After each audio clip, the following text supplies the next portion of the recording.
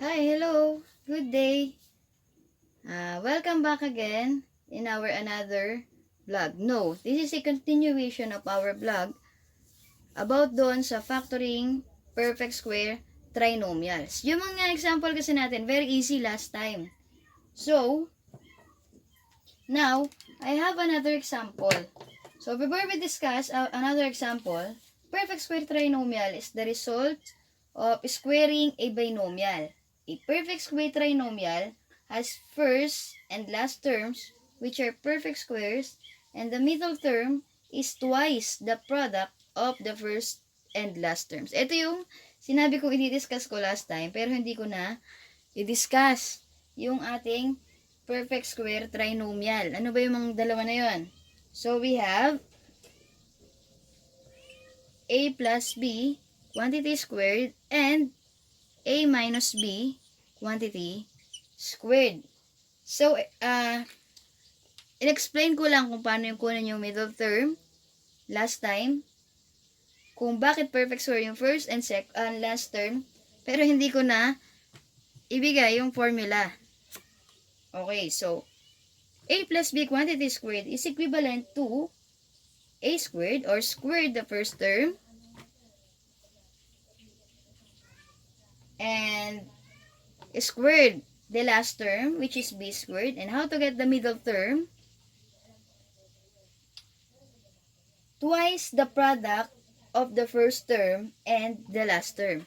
So we have 2ab. So bakit lahat plus yung ating operation? So, napakadali lang.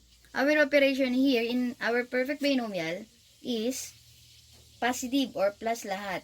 So, ganun kunin yung ating perfect square trinomial. Dito naman tayo sa difference of perfect square.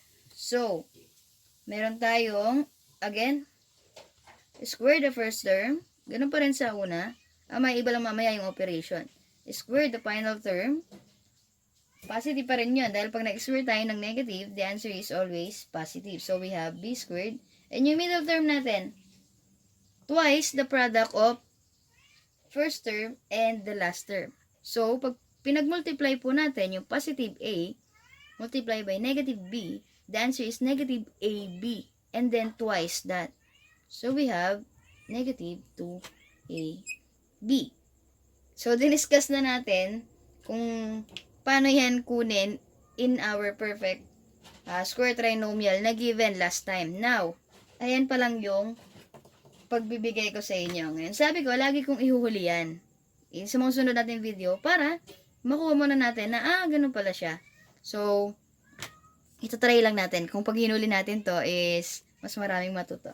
Ngayon, meron naman tayong condition. May condition tayo. Paano pag ganito yung ating perfect square trinomial? Okay. Example number 1 for this problem. So, we have factor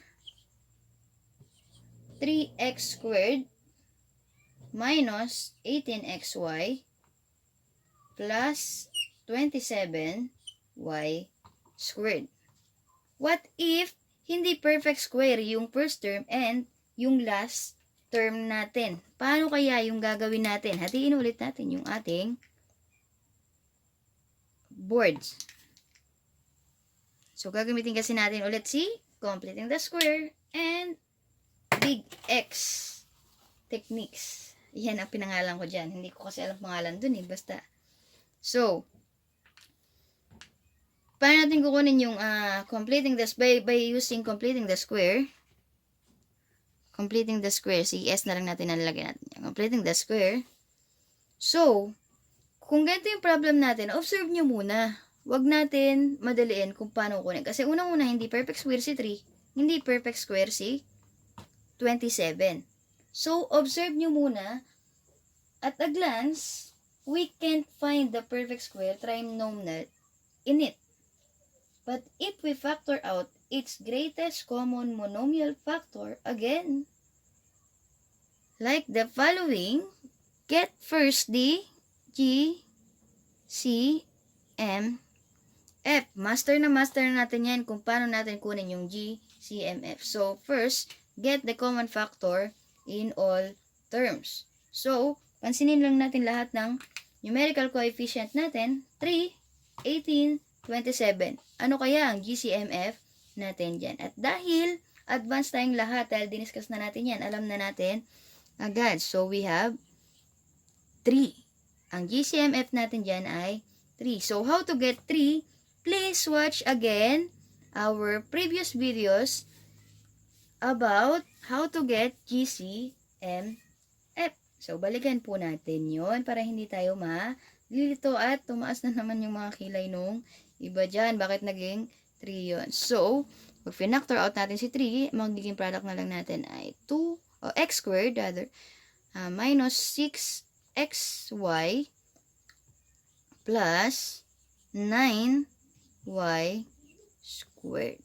Now, we have, mag-uusap na tayo. We have perfect square trinomial. So, how to factor this problem?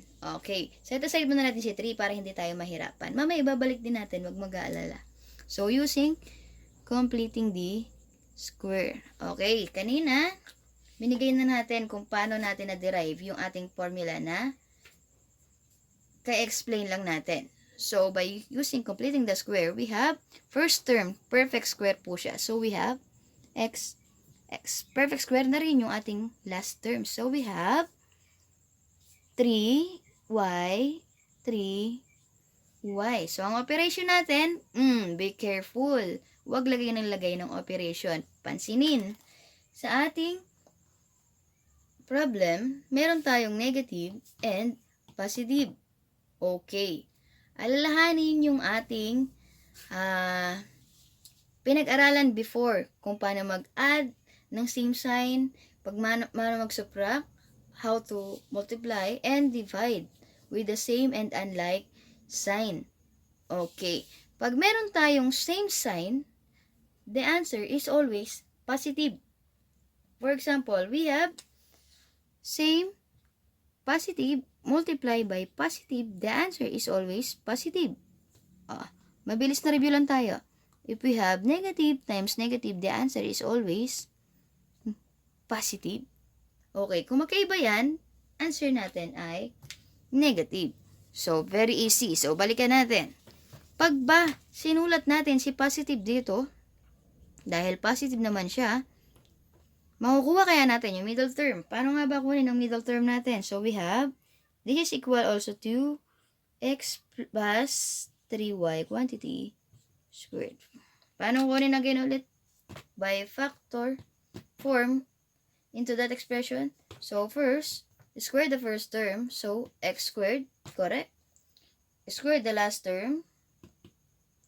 9y squared, correct? So, how to get the middle term?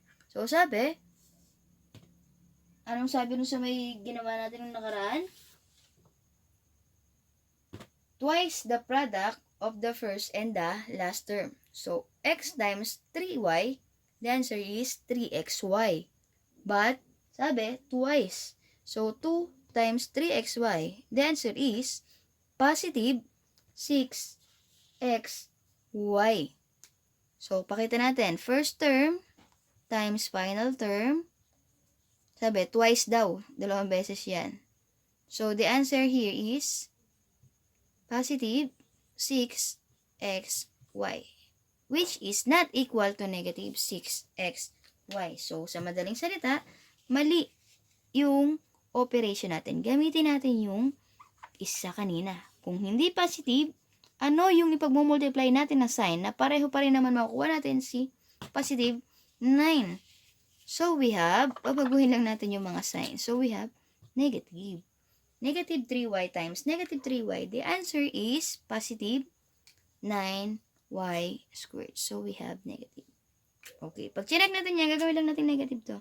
So, x times negative 3y, negative 3xy, times positive 2. The answer is negative 3xy. So, balik tayo dito dun sa may Big X technique. So, gagamitin na ba natin agad si Big X technique kung ito pa yung problem natin? No. Always look at the problem. Meron pa rin tayong gamitin na GCMF, which is ito pa rin yung useful nito. So, tatanggalin natin yung ating guhit sa gitna. Kasi, etong solution na to is they are the same with this. Dapat ito pa rin yung gagamitin natin. So, si 3, mamaya, gagamit, ito na mali tayo. Hindi natin nilagay si 3. Baka umiyak. Yan. This is the final answer na of how to factor 3x squared minus 18xy plus 27y squared. So, in this example naman, yung big X technique natin. For example, ito na yung problem natin kasi na-factor na natin kanina yung 3. Na-factor out na natin. So, we have perfect square si x yung first term natin. So, we have xx. Yung 9y squared natin, which is 3y, 3y. Very easy. Ito na yung first factor natin and the second factor natin. So, we have x. Mali. Hindi tayo plus nga pala, no? Kasi, yung middle term natin is negative 6y. So, we have okay. Explain natin namin kung paano natin nakuha ulit yan. Multiply by x minus 3y. So, this is equivalent also to x minus 3y quantity squared.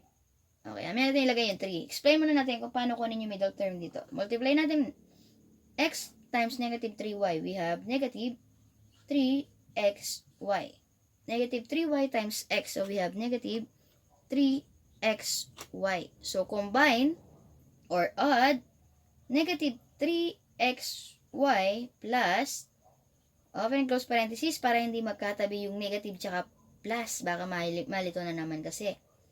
3xy. So, pag nag-a-add ng same sign, kinakopy lang natin yung sign na yun. Ng same sign ha. Pag magkaiba, ibang case yun. Explain natin sa mga susunod na videos natin. So, we have, add lang natin 6xy. So, tama yung ating middle term. So, that is all. Lagay lang natin si pinactor out nating 3 kanina. So, that is same pa rin sila ng makukuwang answer. Okay? So, let us proceed to the next example para mas lalo nating maintindihan. Kung nabibilisan, ulitin lang po ulit yung video para na-explain natin. Bayin up natin yung gitna. Okay, for the next example, try to observe first lagi. Sinabi ko na yan, yung pinaalala na natin. Try to observe first the problem. Okay. Baka kasi hinahanap niya yung perfect square. Eh, hindi naman perfect square yun. Baka ipilit na ipilit. Tapos, hindi makuha yung tamang sagot. For example, factor, example number 2 na tayo. Factor 75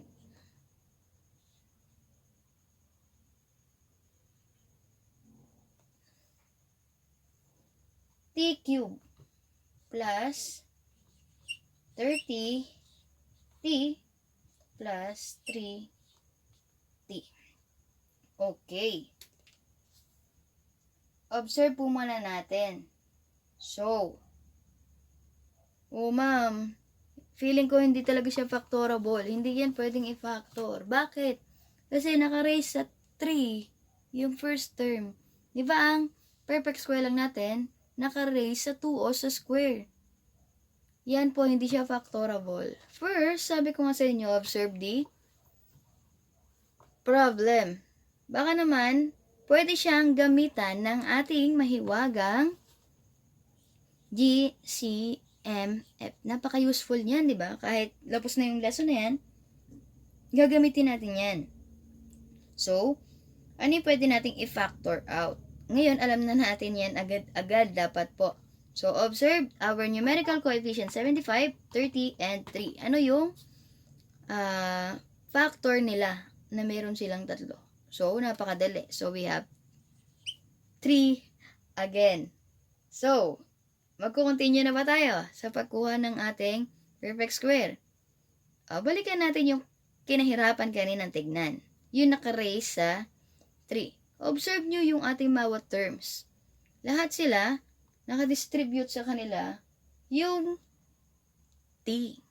So, sa madaling salita, pwede nating ilabas o i-factor out din si t. Paano ulit tayo nag-factor out? Dapat, lahat ng terms ay meron nung i-factor out natin. So, dahil pinactor out na natin, ano na lang magiging problem natin?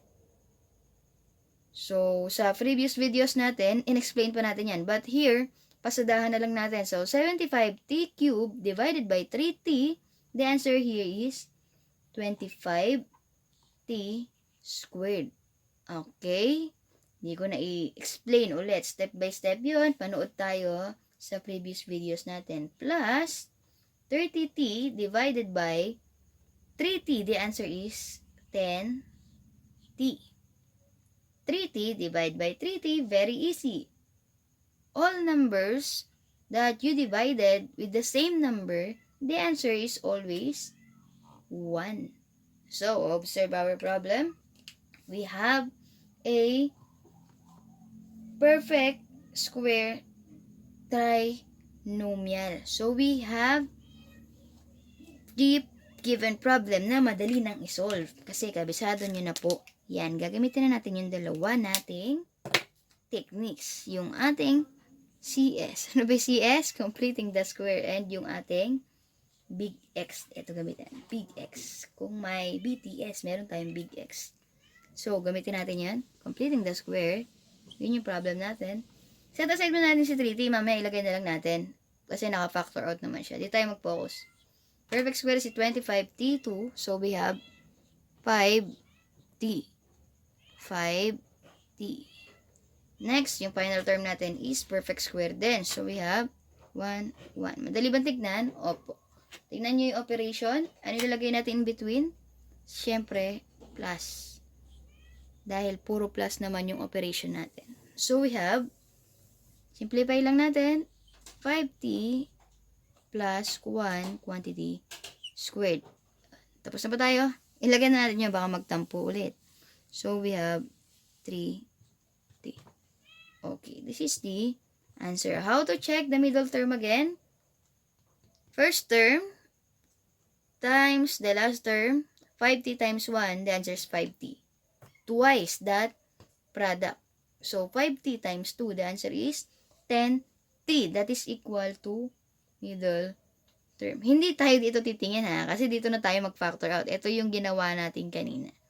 So, next in our big X technique. So, paano naman gamitin yun? Big X, perfect square. So, we have 5t. 5t. Yung final term natin is 1. Perfect square din yun. 1, 1. Operation. Ano nilagay natin dito? May negative ba? Wala po. Pareho kasi yung plus yung ginamit natin. So, that's the final answer na. Sulat na lang natin. 5t plus 1 multiply by 5t plus 1. So, the answer here is 5t plus 1 quantity squared. Very easy. Paano ulit kunin ang middle term natin? 5t times 1, 5t. 1 times 5t, 5t. Then combine or plus 5t plus 5t. 5 plus 5 is equivalent to 10. Then write the variable. So we have the middle term of 5t. So, may kulang nga lang dito. Pag silat natin ito, ang final answer nito ay singit na natin dito po. Sorry. So we have, ano yung pinactor out natin kayo na 3t multiply by 5t plus 1 quantity squared. So, same lang sila nung tinawag natin completing the square and our yung BX technique. Now, so na-discuss na po natin kung paano makita agad. Observe muna natin yung ating problem. If ito ba ay pwede na agad i-factor Or pwede ba natin agad siyang sagutan or kailangan nating may i-factor out? Now, maraming salamat sa panonood. If you like this video, please leave a thumbs up and share it to your friends para makatulong po tayo sa iba. And comment down below your question, clarification, or suggestion para mas maging maayos yung ating pagdidiscuss sa mga susunod nating videos. And don't forget to subscribe to my YouTube channel, Teacher Maripa, and hit the notification bell for more updates and more videos. Annyeong! Bye-bye! God bless! Stay hydrated! Lagi nabubulol! Bye-bye!